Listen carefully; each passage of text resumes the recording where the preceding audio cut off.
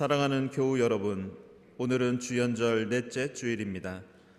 어제나 오늘이나 한결같이 우리를 사랑해 주시는 주 하나님께 감사와 찬양과 경배를 드립시다.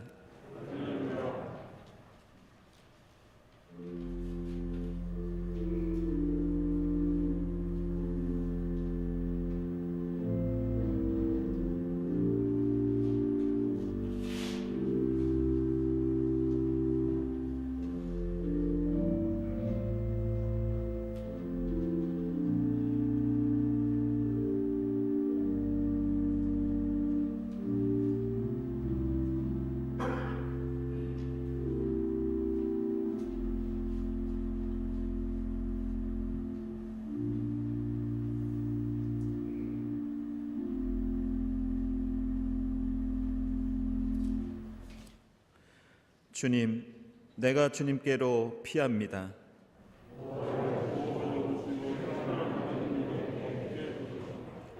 주님은 의로우시니 나를 도우시고 건져 주십시오.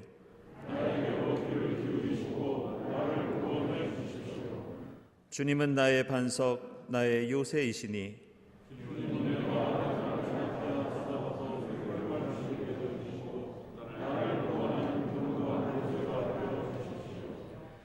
나의 하나님, 나를 악한 사람에게서 건져주시고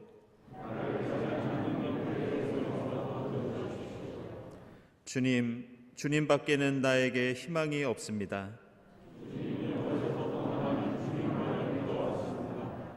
나는 태어날 때부터 주님을 의지하였습니다.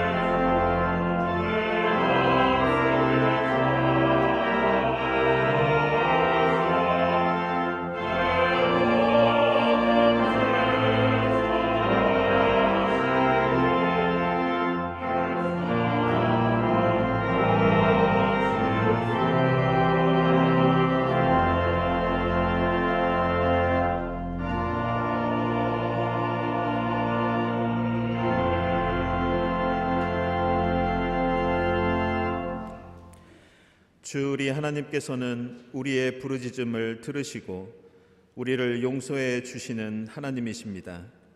자비하신 그 사랑에 의지하여 우리 모든 죄를 회개합시다.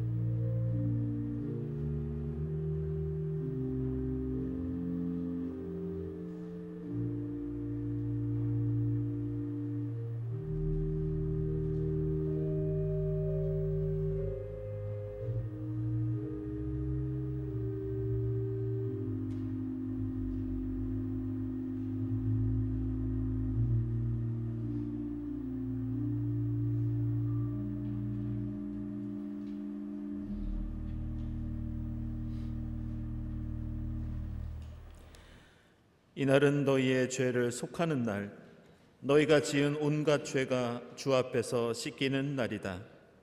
주님께서 우리를 용서하시려고 부르신 오늘, 우리 모든 죄가 용서되었음을 선언합니다. 아멘.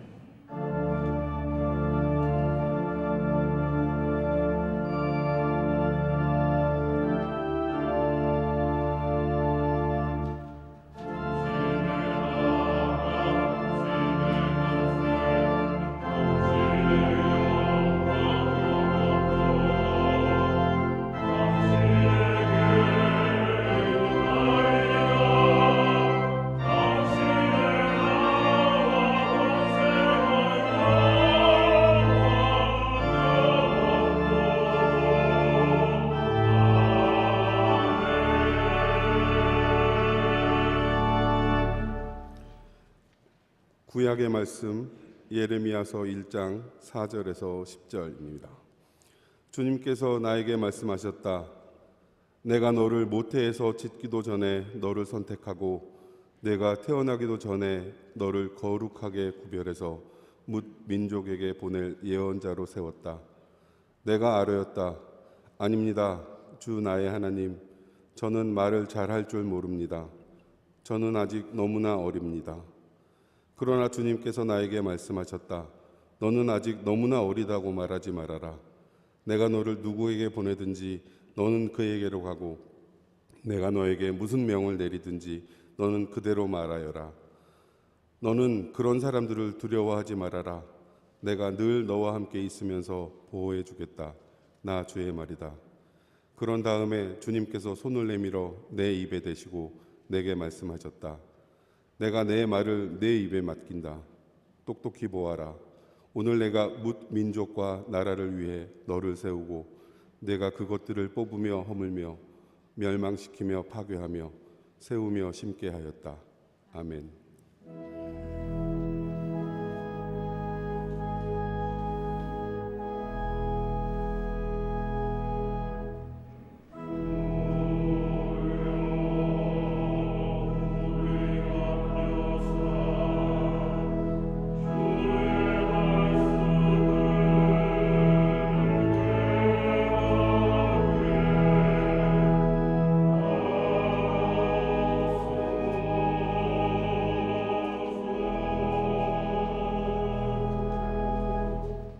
오늘 서신의 말씀은 고린도전서 13장 1절부터 13절까지의 말씀입니다.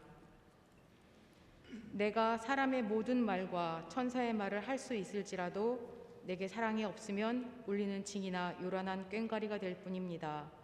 내가 예언하는 능력을 가지고 있을지라도, 또 모든 비밀과 모든 지식을 가지고 있을지라도, 또 산을 옮길 만한 모든 믿음을 가지고 있을지라도 사랑이 없으면 아무것도 아닙니다.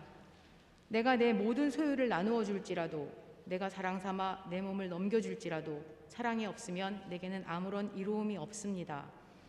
사랑은 오래 참고 친절합니다. 사랑은 시기하지 않으며 뽐내지 않으며 교만하지 않습니다. 사랑은 무례하지 않으며 자기 이익을 구하지 않으며 성을 내지 않으며 원한을 품지 않습니다. 사랑은 불의를 기뻐하지 않으며 진리와 함께 기뻐합니다. 사랑은 모든 것을 덮어주며 모든 것을 믿으며 모든 것을 바라며 모든 것을 견딥니다. 사랑은 없어지지 않습니다.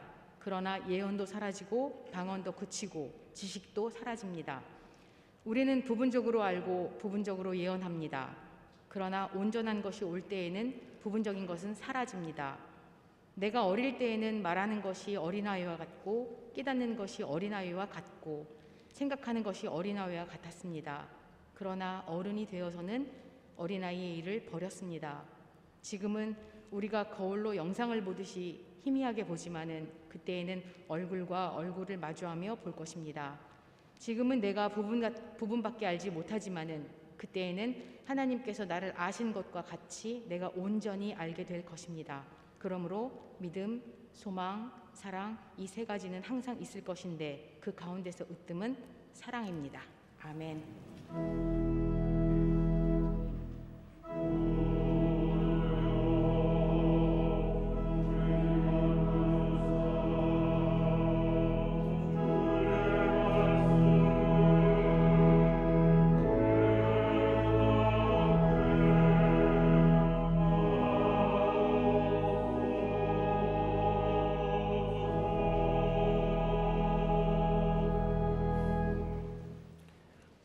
복음의 말씀은 누가복음서 4장 21절부터 30절까지입니다.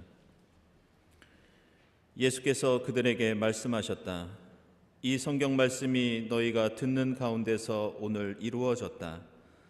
사람들은 모두 감탄하고 그의 입에서 나오는 그 은혜로운 말씀에 놀라서 이 사람은 요셉의 아들이 아닌가 하고 말하였다.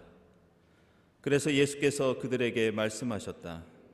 너희는 틀림없이 의사야 내 병이나 고쳐라 하는 속담을 내게다 끌어대면서 우리가 들은 대로 당신이 가버나움에서 했다는 모든 일을 여기 당신의 고향에서도 해보시오 하고 말하려고 한다. 예수께서 또 말씀하셨다. 내가 진정으로 너희에게 말한다. 아무 예언자도 자기 고향에서는 환영을 받지 못한다. 내가 진정으로 너희에게 말한다. 엘리야 시대에 3년 6개월 동안 하늘이 닫혀서 온 땅에 기근이 심했을 때 이스라엘에 과부들이 많이 있었지만 하나님이 엘리야를 그 많은 과부 가운데서 다른 아무에게도 보내지 않으시고 오직 시돈에 있는 사렙다 마을의 한 과부에게만 보내셨다. 또 예언자 엘리사 시대에 이스라엘에 나병 환자가 많이 있었지만 그들 가운데서 아무도 고침을 받지 못하고 오직 시리아 사람 나아만만이 고침을 받았다. 회당에 모인 사람들은 이 말씀을 듣고서 모두 화가 잔뜩 났다. 그래서 그들은 들고 일어나 예수를 동네 밖으로 내쫓았다. 그들의 동네가 산 위에 있으므로 그들은 예수를 산 벼랑까지 끌고 가서 거기에서 밀쳐 떨어뜨리려고 하였다. 그러나 예수께서는 그들의 한가운데를 지나서 떠나가셨다. 아멘.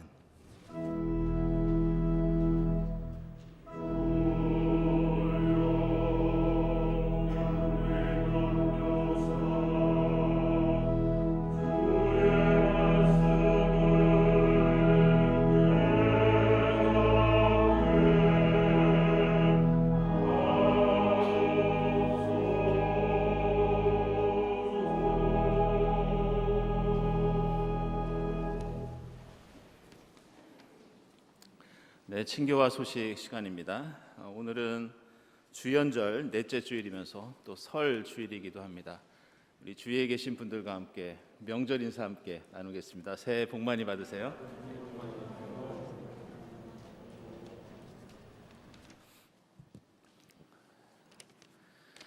네, 교우 소식입니다. 우리 박찬진 교우, 우리 박재하 장로님, 이가희 집사님 아들 되시는데요. 이번에 삼성 휴먼테크 논문 대상 기계공학 부문 금상을 수상했습니다. 축하드립니다.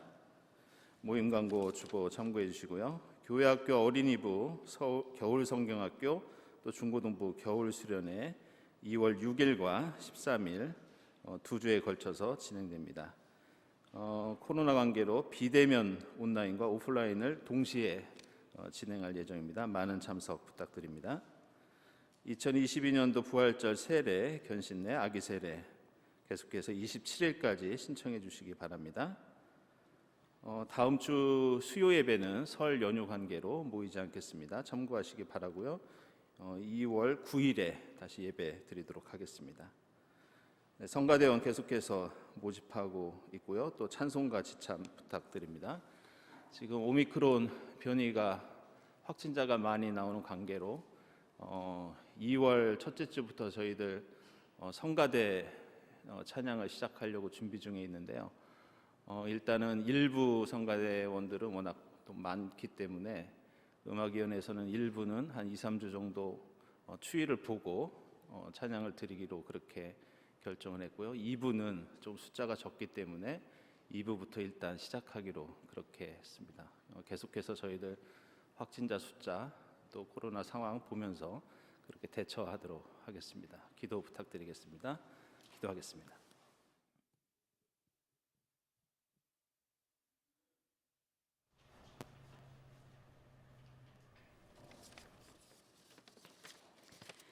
사랑과 은혜가 풍성하신 하나님 아버지, 주연절 넷째 주일 경동의 교우들이 온라인과 본당에서 언제 어디에 있든지 하나 되어 함께 예배드리게 하심에 감사와 찬송과 영광을 올려드립니다. 지난 주간도 혼선의 대선 전국, 러시아 우크라이나 지정학적 리스크, 오미크론 대확산, 북한의 미사일 도발, 통화 긴축에 따른 불안한 경제 등으로 힘든 한 주간을 보냈습니다. 다양한 것은 유럽 여러 나라들이 방역 규제를 풀며 엔데믹으로 가는 고무적인 길을 가고 있습니다. 우리도 오미크론 대확산에 대한 불안감도 있지만 엔데믹 상황으로 곧 코로나가 종식될 수 있으리라는 기대감도 가지게 되었습니다. 코로나 상황 속에서 우리의 신앙은 더욱 돈독해지기도 하였고 일부는 교회로부터 멀어진 이들도 있습니다. 주님의 뜻이 어디에 있는지 저희들은 잘 알지 못하지만 우리 각자를 모태에서 짓기도 전에 택하셔서 부르신 하나님의 계획 안에 있음을 알고 고백합니다. 목자 되신 주님께서 저희들 각자에게 찾아와 주시고 구원의 길로 인도하시고 복음을 전하는 증인으로 살게 인도하옵소서.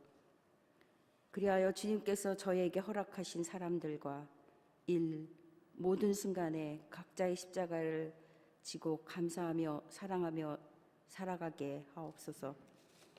2022년을 새롭게 출발한 우리 경동도 하나님께서 기뻐하시는 교회 공동체가 되게 하옵시고 빛과 소금으로 이 나라와 세계에 이바지하게 하옵소서. 이명서 목사님을 통하여 주시는 말씀 사랑의 선물로 은혜 받게 하시고 성경을 풀이하여 주실 때 우리의 마음이 뜨거워지게 하시고 사랑하는 우리들 되게 하옵소서.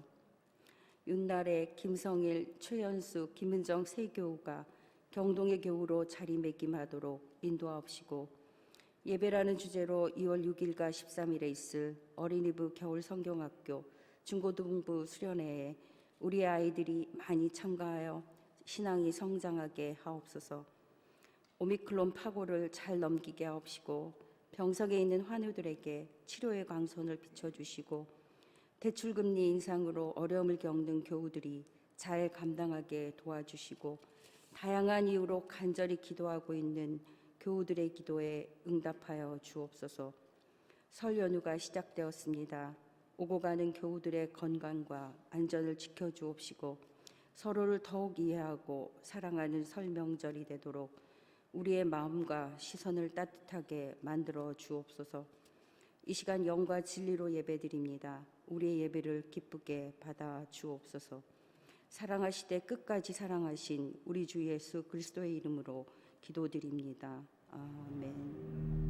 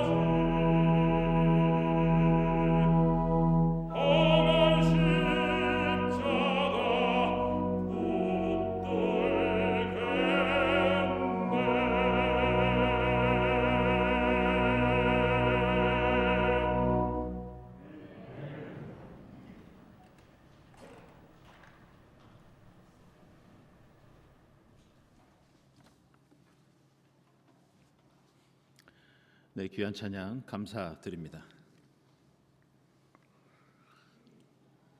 오늘 우리가 읽은 이 고린도전서 13장은 너무나 잘 알려져 있는 이 사랑에 관한 말씀입니다.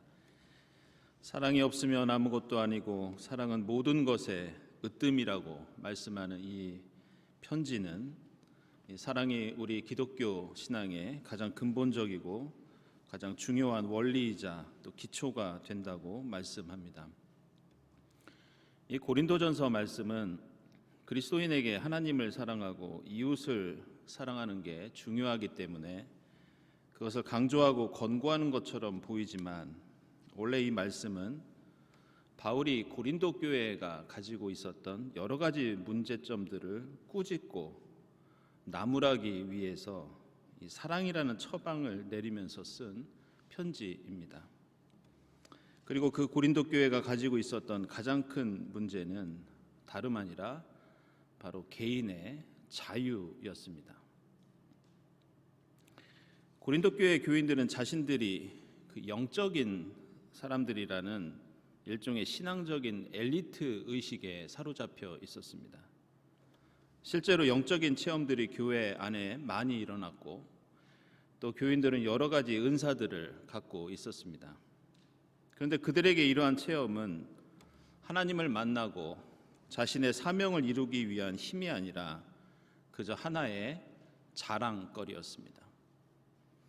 얼마나 이 고린도 교회 교인들의 자랑이 심했으면 이 신약 성경에서 자랑한다는 단어가 모두 53번이 나오는데 35번이 이 고린도 전서에 집중적으로 나옵니다.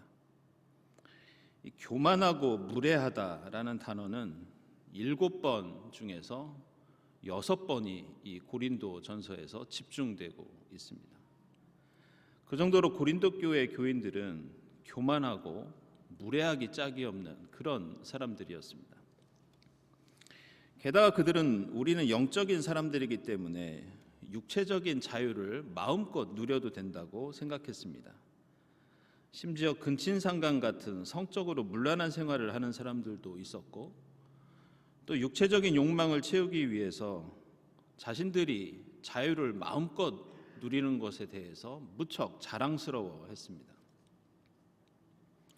우상의 재물 같은 이 먹고 마시는 문제에 대해서도 다른 사람들이 어떻게 생각하든 상관없이 내가 먹고 싶은 것을 먹을 수 있는 자유가 있다고 생각하면서 그것을 행사했고 공공장소에서는 기도하고 예언하는 것도 교회의 전통이나 그것을 바라보고 있는 다른 사람들에 대한 영향은 전혀 고려하지 않았습니다.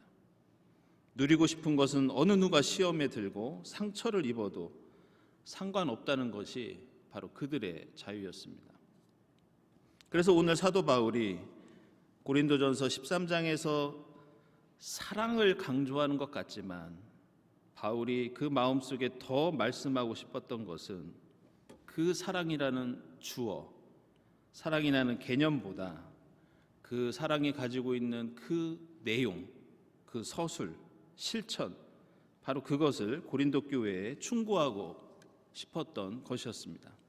그것은 오래 참는 것, 친절하고 시기하지 않고 뽐내지 않는 것, 교만하지 않고 무례하지 않고 자기의 이익을 구하지 않는 것, 성내거나 원한을 품지 않는 것, 불의가 아닌 진리를 기뻐하는 것, 바로 이것을 사도 바울은 강조하고 싶었고 이 모든 것을 한마디로 요약하면 우리는 사랑이라고 하지만 진짜 바울의 속마음은 당신들이 누리고 있는 것은 진정한 자유가 아니다. 바로 이것이었습니다. 그래서 바울은 고린도전서 6장 12절에서 당신들은 모든 것이 당신들에게 허용되어 있다고 주장하고 있지만 모든 것이 당신들에게 유익한 것이 아니다. 내가 가진 자유를 하나님께 드린 나 바울도 아무 것에도 제재를 받거나 지배당하지 않고 살고 있다. 이렇게 말씀합니다. 그리고 이러한 진정한 자유를 가능하게 한 것은 예수 믿는 사람들을 핍박해온 그 바울을 다메섹에서 부르신 예수 그리스도의 사랑 때문이며 나는 매일매일 성령의 충만함 속에서 그러한 주님의 사랑을 확인하고 나의 자유를 내가 아니라 하나님께 드리면서 진정한 자유를 누리며 산다고 사도 바울은 고백합니다. 성경에 나오는 이 하나님의 일꾼들에게는 이 다메섹 도상에서 주님을 만났던 사도 바울처럼 모두 소명 사건이 있었습니다.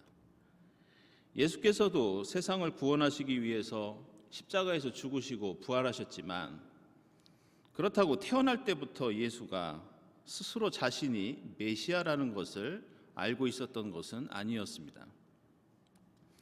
분명 어느 순간부터 예수는 자신이 메시아라는 정체성을 갖기 시작했고 그것을 알게 된 소명 사건부터 세상을 구원하는 예수의 생애가 본격적으로 시작되었다고 할 수 있습니다.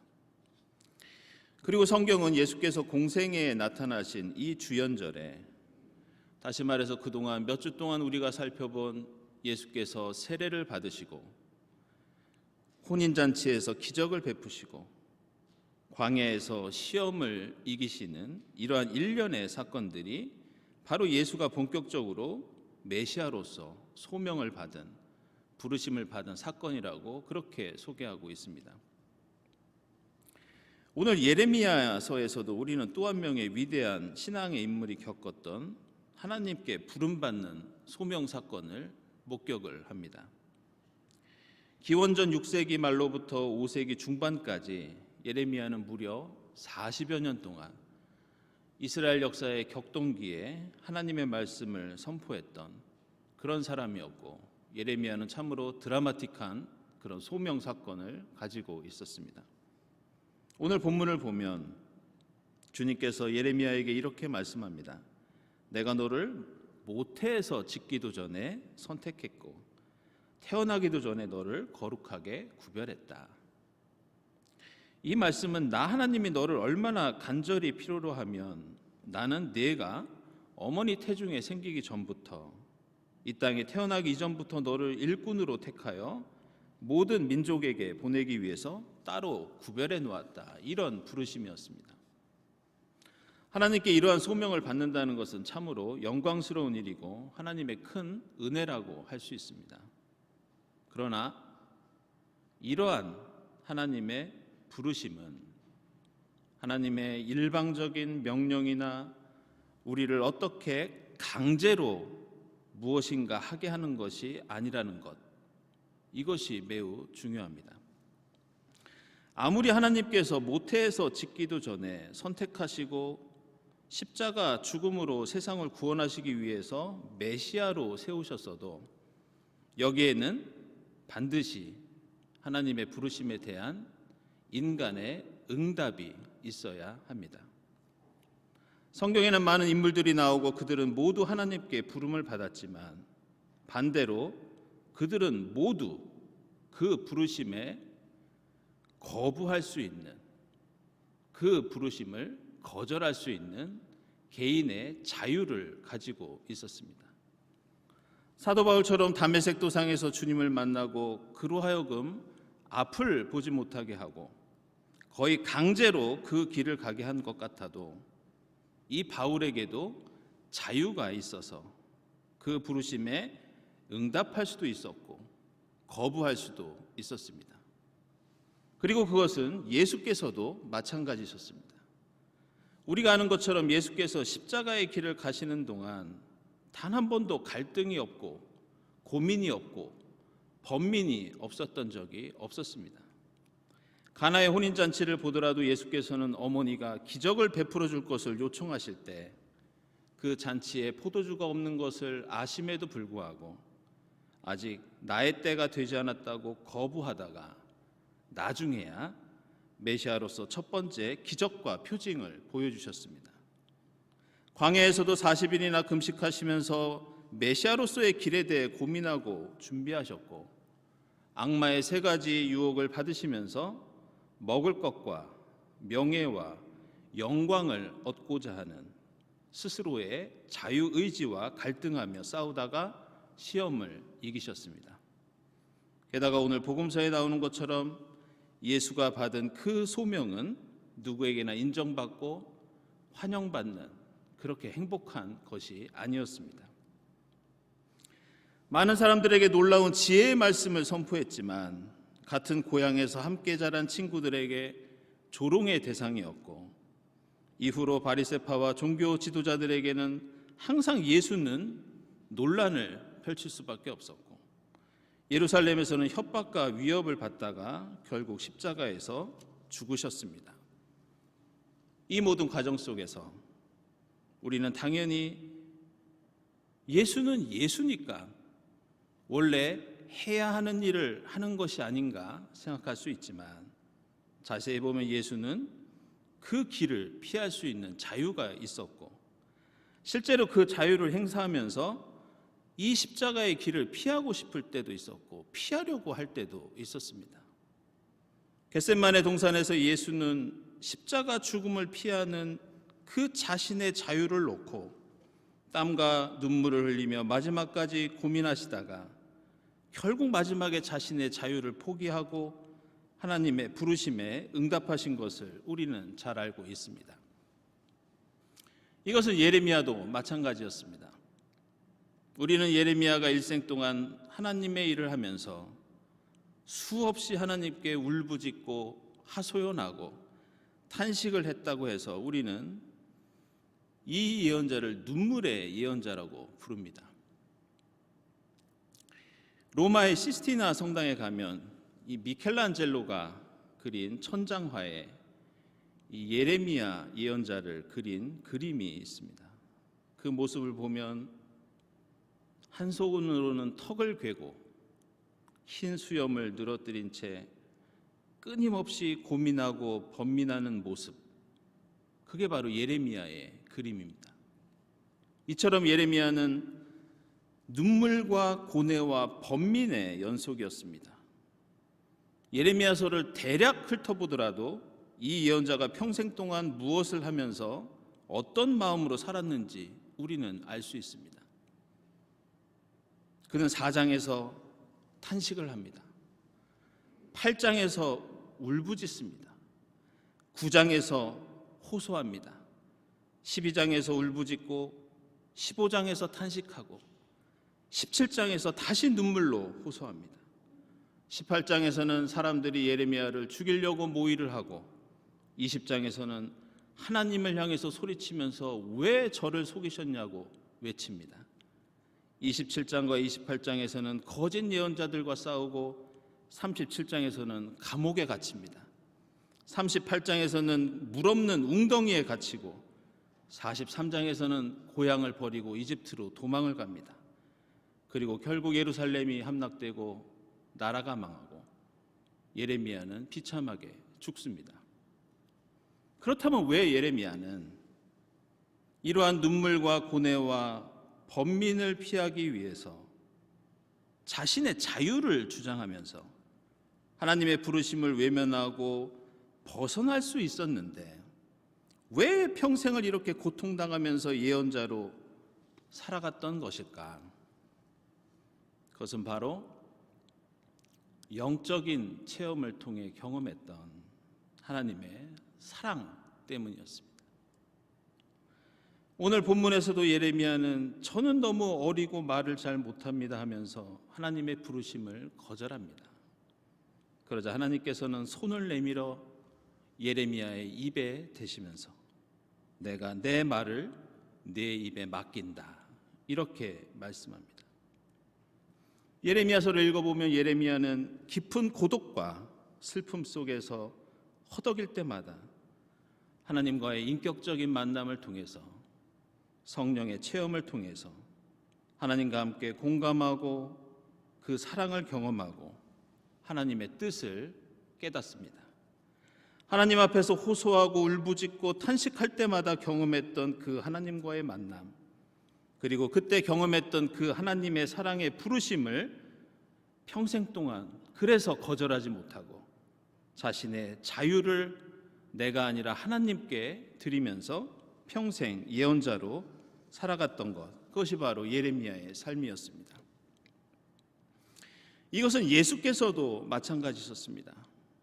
예수께서 공생애를 시작하시고 세례를 받으시면서 하늘로부터 들은 음성은 이는 내 사랑하는 아들이다 라는 하나님의 사랑의 고백이었습니다.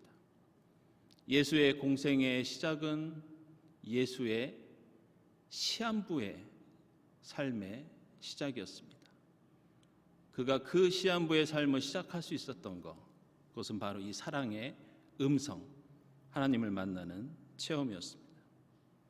하나님께서 예수를 메시아로 부르시고 세우신 것은 예수를 십자가로 가게 하는 일이었지만 비록 죽음으로 가는 길이라 하더라도 그것은 하나님의 사랑의 부르심, 하나님의 사랑의 선물이었습니다. 사도 바울도 다메섹 도상에서 주님을 만나 평생 고난과 어려움 가운데 살다가 비참한 죽음에 이르렀지만 사도 바울은 항상 그것을 주님의 은혜요 사랑으로 고백합니다. 이들은 모두 그 사랑 때문에 자신들도 자신이 가진 거부할 수 있는 자유, 회피할 수 있는 자유, 도망갈 수 있는 자유를 하나님께 드리고 바쳤고 그 자유를 버림으로써 진정한 자유를 누릴 수 있었습니다. 사랑하는 여러분, 우리는 그리스도인으로서 매일매일 하나님의 부르심을 받으면서 살아갑니다. 그리고 그 부르심은 항상 내가 가진 나의 자유와 갈등의 관계를 형성합니다. 우리는 예배에 참석하거나 기도하거나 말씀을 읽거나 이웃을 사랑하거나 우리에게는 이 모든 것을 하지 않을 자유가 분명히 있습니다. 우리는 거부할 수도 있고 피할 수도 있고 이 모든 것에서 벗어날 수도 있습니다. 그러나 어떤 이들은 하지 말라고 해도 하고 어떤 이들은 제발 해야 한다고 해달라고 해도 결코 하지 않습니다. 어떤 이들은 예배드리고 기도하면 죽는다고 해도 하고 어떤 이들은 예배하고 기도하고 사랑을 실천하면 복을 받는다고 해도 결코 하지 않습니다. 이 차이는 어디에서 오는가? 왜 예수와 바울과 예레미야는 그 고난의 길을 스스로 그 자유를 포기하고 간 것일까? 그것은 바로 이들은 그 부르심이 하나님의 사랑이라는 것을 깨닫고 경험했기 때문입니다. 구약 성경에서는 믿음이나 사랑이라는 이 단어가 내 내면의 심리적인 작용이 아닌 어떤 특별한 행동과 결단을 가리킵니다. 그래서 믿음이라는 단어는 이런 뜻을 가지고 있습니다. 나의 마음을 던진다. 나의 심장을 던진다. 이런 뜻입니다. 예레미야는 예레미야서 20장 9절에서 이렇게 자신이 받은 하나님의 소명, 하나님의 부르심을 이렇게 고백합니다. 이제는 주님을 더 이상 말하지 않겠다. 다시는 주님의 이름으로 외치지 않겠다. 그러나 이렇게 결심해 보지만 그때마다 주님의 말씀이 나의 심장 속에서 불처럼 타올라 내 뼛속 깊숙이 타들어가니 나는 견디다 못해 그만 항복한다. 예레미야는 하나님으로부터 뼛속까지 타들어가는 그 뜨거운 심장을 사랑의 선물로 받았고 그 심장을 다시 하나님께 던져드리며 그 부르심에 응답했습니다. 이 주연절 그 사랑의 선물을 여러분 모두 받을 수 있기를 바랍니다. 그리고 그 자유, 여러분들의 그 사랑, 여러분들의 그 심장을 하나님께 던져드리는 여러분이 될 수 있기를 바랍니다. 기도하겠습니다.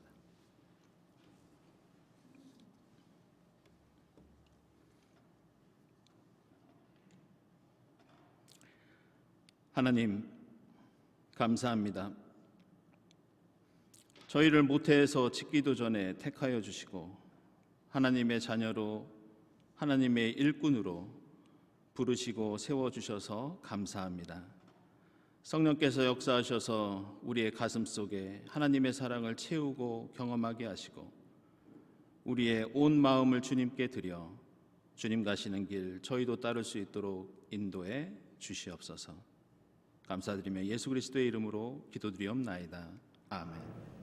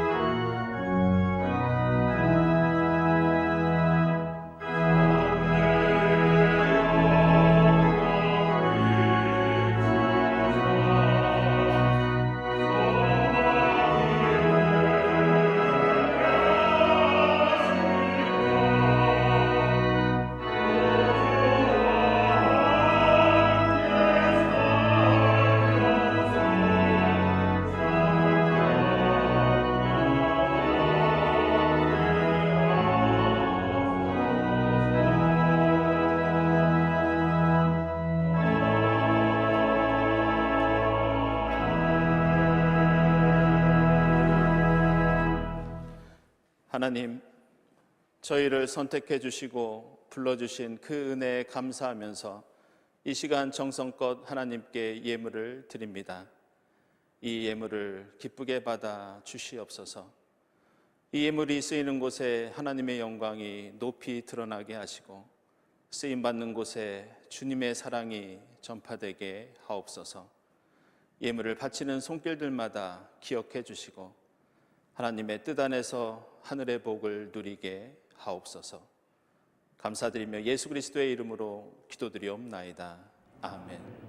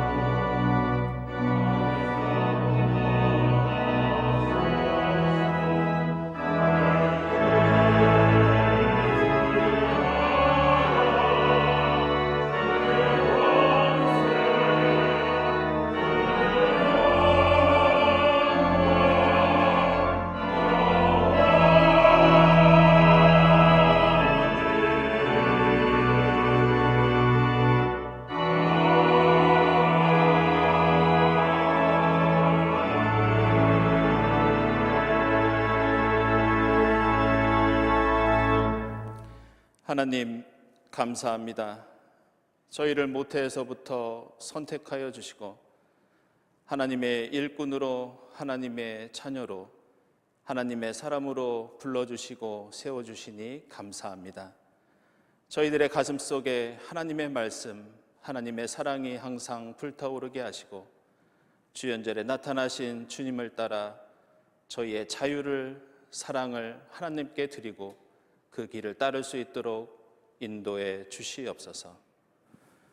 이 모든 감사와 기원 이외 성부와 성자와 성령 삼위일체 되신 하나님의 은총이 풍성히 임하옵시기를 간절히 축원하옵나이다. 아멘.